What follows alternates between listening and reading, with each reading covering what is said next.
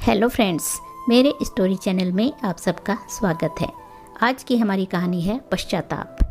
पूजा कुर्सी पर दोनों हाथों से अपना मुंह ढककर दुखी मन से किसी गहरी सोच में डूबी हुई थी कि तभी उसकी सास गीता जी उसके पास आकर गुस्से में बोली, तू आराम से कुर्सी पर बैठी हुई क्या कर रही है? 9 बज गए हैं, अभी तक खाना नहीं बना? आज घर के सभी लोगों को भूखा रखने का इरादा है क्या? घर में सब खाने का इंतजार कर रहे हैं और तू आराम से कुर्सी पर बैठी है।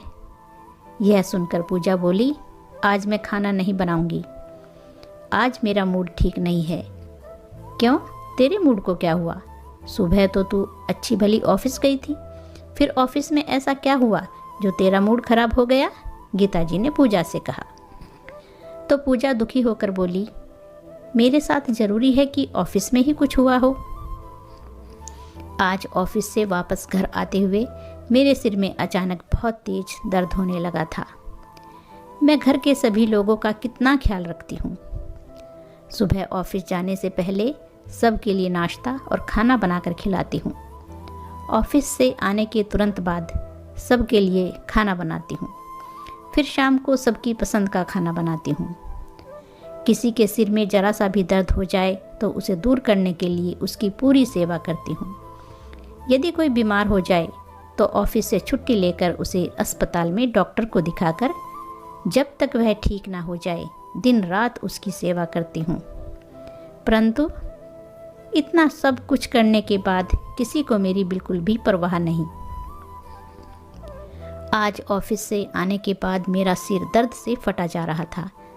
तब मेरा बहुत मन था कि कोई मुझसे एक कप चाय को तो पूछ ले, लेकिन चाय पूछनी तो दूर, किसी ने मेरा हाल चाल भी नहीं पूछा।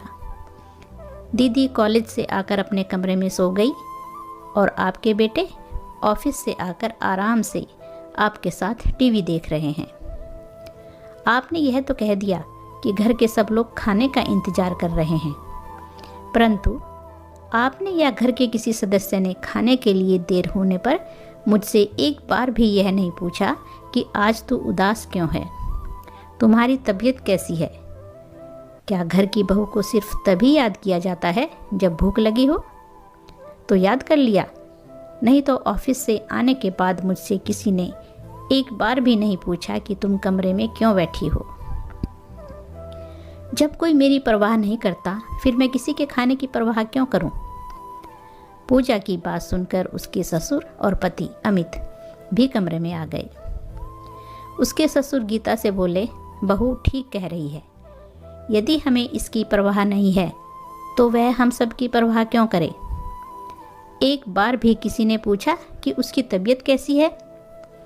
बस घर के काम के लिए ही तो हम बहू को याद करते हैं।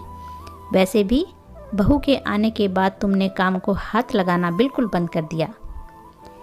यह भी काम करके थक जाती होगी। बहू के तो जैसे 4 हाथ लगे हैं ना। तुम अपना वक्त भूल गई जब मम्मी तुम्हारे साथ घर का सारा काम करवाती थी। यदि किसी दिन वह काम ना करती तो तुम रोटी देते वक्त उन्हें काम ना करने के लिए अनेकों उल्हाने देती थी। अरे सुख में ना सही तो कम से कम दुख में तो बहू का साथ दे दिया करो। फिर उन्होंने अमित को डांटते हुए कहा, और तू कैसा पति है जो अपनी पत्नी की बिल्कुल भी परवाह नहीं करता? तुझे भी तो अपनी पत्नी का ध्यान रखना चाहिए। अमित अपराधी की तरह अपनी गर्दन नीचे झुकाकर पूजा से बोला, सॉरी, मैं आगे से तुम्हारा पूरा ध्यान रखूंगा। पति की बात सुनकर गीता जी भी शर्मिंदा हो गई थी। वह पूजा से बोली, बहू, मैं अभी अमित से कहकर सिर दर्द की गोली मंगवाती हूँ और तेरे लिए चाय बनाकर लाती हूँ। गोली लेकर तू आराम करना, खाना मैं बना दूँगी। सास की बातें सुनकर पूजा के चेहरे पर मुस्कान आ गई। तो दोस्तों, कैसी लगी कहानी? अच्छी लगी है तो लाइक और शेयर ज़रूर कीजिए, और चैनल पर पहली बार आए हैं तो चैनल को सब्सक्राइब कीजिए। धन्यवाद दोस्तों।